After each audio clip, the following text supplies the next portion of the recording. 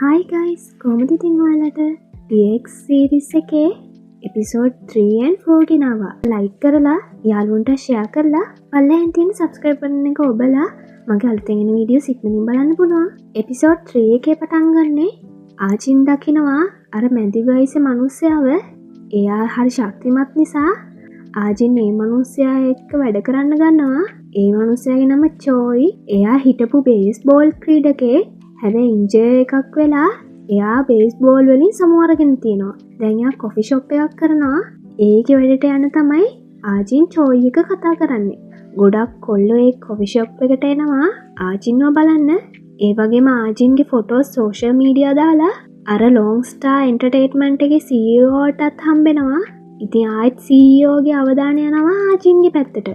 එක දවසක් ආජින්ගේ ෆොටෝ දැකලා එක කොල්ලෙක් ආජින්ව හොයාගෙන යනවා ෂොප් එකට මහරෑ. ඒ ෂොප් එකේ වැඩ කරන කොල්ලා ඒ ආපු මිනිස්සයව එතනින් යවනවා. ඉතින් ආජින් පරක්කු වෙලා ගෙදර යනකොට එයාගේ පස්සෙන්ම අර මිනිස්සයත් එනවා. ජුන්සෝගේ තාත්තගේ සිහිකිරීමෙන් පස්සේ ජුන්සෝ කෝල් කර එනවා ආජින්ව හොයාගෙන. බලදියා දකින්නෝ කෙලවරේම බෑග් එකත් එක්ක ෆෝන් එක. ඒක දැකලා එයා කලබල වෙනවා. බලදී ආජින් අර මිනිහයාට හොඳටම ගහලා ගලකින් ඒ මිනිහයාගේ ඔළුවෙන් ලේනවා. ආයිත් ගහන්න හදති. එතෙන්ට ජුන්සෝ ආවේ හින්දා ආජින් එක නවත්තලා අර මිනිහයාගේ ඔළුවේ දාගෙන හිටිය තොප්පියත් ගලවගෙන ජුන්සෝට කියනවා මෙයාව ඉවරයක් කරන්න කියලා. හැබැයි ජුන්සෝ කියන්නේ මුම්බියෙක්වත් මරන්න කැමති නැති කෙනෙක්. එයාට ඒ වැඩේ කරන්න බෑ කියලා ආජින් තේරුම් අරගෙන එයා එතනින් යන්න. ඉතින් ජුන්සෝ ඒ ගලත් අයින් කරලා අර මිනිහයාගෙන් පොරොන්දුවකුත් අරගෙන හොස්පිටල් එකට අන්සේව් නම්බර් එකකින් කෝල් කරලා ජුන්සෝ ඒක ගැන ගොඩක් කල්පනා කරනවා. ඒ අතර ආජින් ගෙදරට යනකොට එයාගේ තාත්තා ඇවිල්ලා සල්ලි අරගෙන ආජින්ට සද්දයකුත් දාලා බයි කරවලා ඒ වගේම ආජින්ගේ තාත්තගේ මුද්දෙන් ආජින්ගේ බෙල්ලත් තුවාල කරගෙන තාත්තා එතනින් යනවා. ඊට පස්සේ ජුන්සොත් එනවා.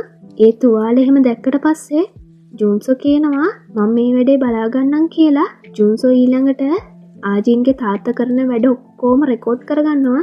ඊට පස්සේ ආජින්ගේ තාත්තව අල්ලගෙන හොඳටම ගහලා අන්තිමේදී ගලක් උස්සලා ඉවරයක් කරන්න හදනවා.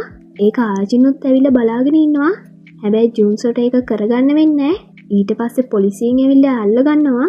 පොලිසියේදී ආජින් ගන්න එයාගේ තාත්තගේ පැත්ත. ඉතින් ජුන්සෝට හිතා ගන්න බෑ.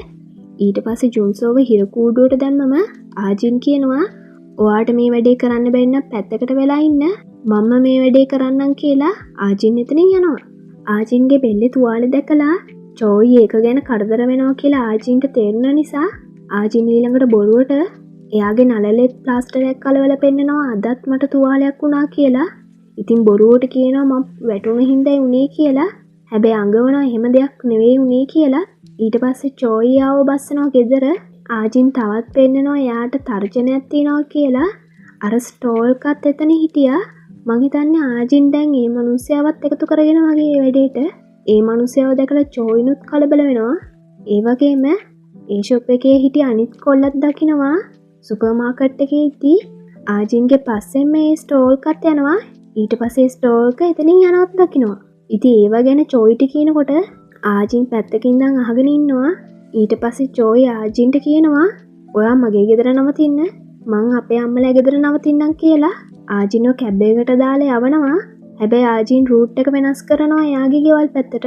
ඊළඟට චෝයිට මැසේජ් එකක් දාලා කියනවා මගේ ID ඒ වගේ දේවල් ටිකක් ගන්න තියෙනවා. ඒක නිසා මට ගෙදර යන්න වෙනවා කියලා. හැබැයි ආජින් ඊට කලින් එයාගේ ගෙදර හැමතැනම විනාශ කරලා මැසේජ් එකක් දාලා තිබ්බ එයාගේ තාත්තට අද රෑ 8ට එන්න කියලා.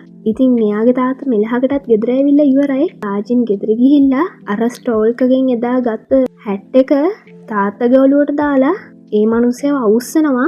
ඊළඟට කෝල් එකක් අමාරුවෙන් අරගෙන ආජින්ගේ කෑ ගැහිලා ඇහෙන්න තියෙනවා චෝයිට. ඊට පස්සේ චෝයි කලබල වෙලා එයා එනවා ආජින්ගේ ගෙවල් පැත්තට. හැබැයි චෝයි එනකන් ආජින් උත්සාහ කරනවා එයාගේ තාත්තව කොහොම හරි තියාගන්න.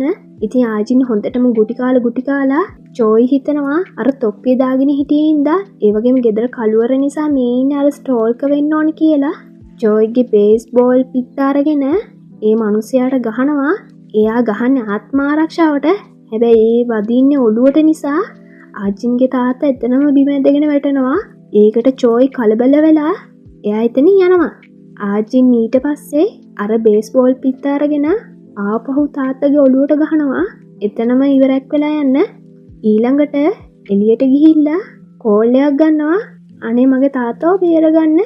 ආජින් බොරුට අඬ කෝල් එකේ කියලා ඊට පස්සේ පිස්සෙක් වගේ hina වෙනවා.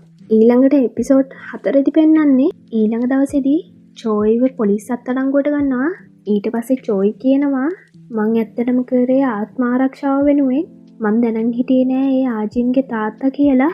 මොකද ඒ මනුස්සයා අර ස්ටෝල්කර් වගේ හැට් එකක් දාගෙන හිටියේ හින්දා එයා ආජින්ට කරදර කරපු හින්දා මං එයාව බේරගන්නයි ඒ වැඩේ කරේ. හැබැයි ආජින් ඊට පස්සේ කිව්වා මට එතනින් යන්න කියලා. ඒක නිසායි මං එතනින් ගියේ කියලා. හැබැයි ආජින් දෙන්නේ ඒකේ පරස්පර උත්තරයක්. මොකද ආජින් අර හැට් එක අරගෙන ඒක කෑලි වලට කපලා ටබ් එකට දාලා ෆ්ලැෂ් කරලා යවනවා. ඩිටෙක්ටිව් චෙක් කරද්දී එයා කියනවා ඒ වගේ හැට් එකක් නම් මෙතන තිබිලා හම්බුන්නේ නැහැ කියලා. හැබැයි චෝයි කියනවා මං එහෙම දෙයක් දැක්කනේ කියලා. ඒ අතර අනිත් පැත්තෙන් අනිත් ඩිටෙක්ටිව් ආජින්ගෙන් අහනවා ඇයි ඔයා කෝල් කරන්න මෙච්චර පරක් වුනේ කියලා. ඉතින් ආජින් කියනවා මට ඉතින් තාත්තා හොඳටම ගහපු හින්දා එතනම සිහිය නැති වුණා. ඊට පස්සේ නැගිටලා තමයි කෝල් කරලා ආපහු මට සිහිය නැති වුණේ කියලා. ඒ අතර ඒ ඩිටෙක්ටිව්ට කෝල් එකක් එනවා. ඒ PB ඒජන්සි එකේ CEO කතා කරන්නේ කොහොම හරි චෝයිව බේරගන්න කියලා. ඊට පස්සේ ඩිටෙක්ටිව්ට සල්ලිත් දෙනවා. ඒ ඔක්කොම ආජින්නුත් දකිනවා. ඒ වගේම ජුන්සෝත් දකිනවා. ඊට පස්සේ අර ඩිටෙක්ටිව් ආපහු ගෙදර චෙක් කරද්දී එයාට හම්බෙනවා අර ටබ් එකේ පොඩි ෆැබ්‍රික් කෑල්ල අර හැට් එකෙන්. ඊට පස්සේ ආජින්ව පොලිසියෙන් අරන් යනවා. ඒ අතරම එතනට එනවා ලෙනා කියලා ප්‍රසිද්ධ ඇක්ට්‍රස් කෙනෙක්. එයා ඩ්‍රංක් ඩ්‍රයිවිං සම්බන්ධව පොලිසියට කටඋත්තරයක් දෙන්න ඇවිල්ලා. මුලින්ම එයාගෙන් ප්‍රශ්න කරලා ඉහලින් කෝල් එකක් ඇවිල්ලා ඒ කේස් එක යට ගැහෙනවා. එයාගේ මැනේජර් දකිනවා ආජින්ව. ඊට පස්සේ ඒ ඩිටෙක්ටිව් ආජින්ගෙන් ප්‍රශ්න කරනවා ආජින් චෝයිට යවුව මැසේජ් ටිකයි ඒ වගේම අර තොප්පියෙන් හම්බුන නූල් කෑල්ලයි ඔළුවට එකපාරකට වඩා වද්දලා තියෙනවා. චෝයි නම් කියලා තිබ්බ ආත්ම ආරක්ෂාවට එකපාරයි ගැහුවේ කියලා. එතකොට තව වැදිලා තියෙන්නේ කොහොමද? ඒකත් එකම වෙලාවෙ නෙමෙයි වෙලා තියෙන්නේ කියලා. ඉතින් ආජින් කිසි දෙයකටවත් උත්තර දෙන්නේ නැහැ. අර ලොන් ස්ටාර් එන්ටර්ටේන්මන්ට් එකේ මැනේජර් කෙනෙක් දැක්කේ. අන්න එයා ඇවිල්ලා ආජින් එක කතා කරනවා. ඔයාට බේරෙන්න ඕනේ නම් අපෙන් උදව් ගන්න කියලා තමයි ඒකෙන් අදහස් කරන්නේ. ඒ අතර ජුන්සෝ එනවා පොලිස් ස්ටේෂන් එකට. ඊට පස්සේ එයා කියනවා මං තමයි ආජින්ගේ තාත්තව ඉවරයක් කරේ. එයා කතාව කියනවා. ඊළඟට ආජින්ව නිදහස් කරලා ජුන්සෝව දානවා ඇතුළට. හැබැයි ජුන්සෝ කිව්ව විදිහ ඔක්කොම ඇත්ත වුණා. පොලිසියෙන් ගිහලා ඔක්කොම චෙක් කරද්දී ජුන්සෝ කිව්ව විදිහට හැමදේම සිද්ධ වෙලා තියෙනවා. හැබැයි පොඩි අවුලකට තියෙන්නේ ඒ කේස් එකේ ටයිම් එකත් එක්ක අවුලක් තියෙනවා. ඒ කේස් එක වෙලා පැය ගානකට පස්සේ තමයි ජුන්සෝ කියන දේවල් සිද්ධ වෙලා තියෙන්නේ. ඊට පස්සේ ආපහු ඒක ගැන ප්‍රශ්න කරනවා. ජුන්සෝ එතන කලබලයක් ඇති කරනවා. ආජින් නෙමේ වැඩේ කරේ. ආජින් අහිංසකයි. මං තමයි වැඩේ කරේ කියලා එයාව කූඩුවට දානවා. ඒ අතර ආජින්ව හම්බෙනවා අර ලොන් ස්ටාර් එන්ටර්ටේන්මන්ට් එකේ CEO ව. එයා ආජින්ට කියනවා මම මේ කේස් එක ක්ලෝස් කරන්නම්. හැබැයි එක කොන්දේසියක් මත ඔයා ජුන්සෝ එක තියෙන සම්බන්ධය නවත්තන්න ඕනේ කියලා. ඉතින් ආජින් අහනවා ඇයි ඒ කියලා. ඒ CEO කියනවා ඔයා දැන් ෆේමස් කෙනෙක් වෙන්න නේද හදන්නේ? ජුන්සෝ එක තියෙන සම්බන්ධය හැමෝම දැනගත්තොත් ඔයාගේ අතීතෙත් එළි වෙනව නේද? ඔයාට ඕනේ නැද්ද අලුත් කෙනෙක් විදියට ඉන්න කියලා? ඉතින් ආජින්ටත් තේරෙනවා එයා කිව්ව දේ හරි කියලා. ඊට පස්සේ ජුන්සෝවත් නිදහස් කරනවා. ඒ කේස් එක ක්ලෝස් කරලා ඒ ෆයිල්ස් ටික ඔක්කොම ගන්නවා අර CEO. එයාගේ ලොකර් එකක් අස්සට දාලා ඒක සේෆ් එකේ තියාගන්නවා. ඊට පස්සේ ජුන්සෝ එනවා එයාගේ ගෙදරට. ආජින් ඉන්නවා ගේ ඇතුලේ. ඊට පස්සේ ආජින් ජුන්සෝට කියනවා ඔයාගෙන් මට ඈත් වෙලා ඉන්න ඕනේ. මට අලුත් කෙනෙක් විදිහට ඉදිරියට යන්න ඕනේ කියලා. ජුන්සෝගෙන් සමුවරගෙන ආජින් යනවා. ඉතින් ජුන්සෝටත් දුකයි ගොඩක් ආජින් ගැන. ඔන්න ඔතනින් තමයි එපිසෝඩ් 3 and 4 ඉවර වෙන්නේ. ඊළඟ පාර්ට් එකත් ඕනේ නම් පල්ලෙහා කමෙන්ට් කරන්න. හැමෝටම ස්තුති කරනවා මගේ වීඩියෝ එක අන්තිම වෙනකම් බැලුවට. ඊළඟ වීඩියෝෙන් හම්බෙමු. හැමෝටම සුබ දවසක්.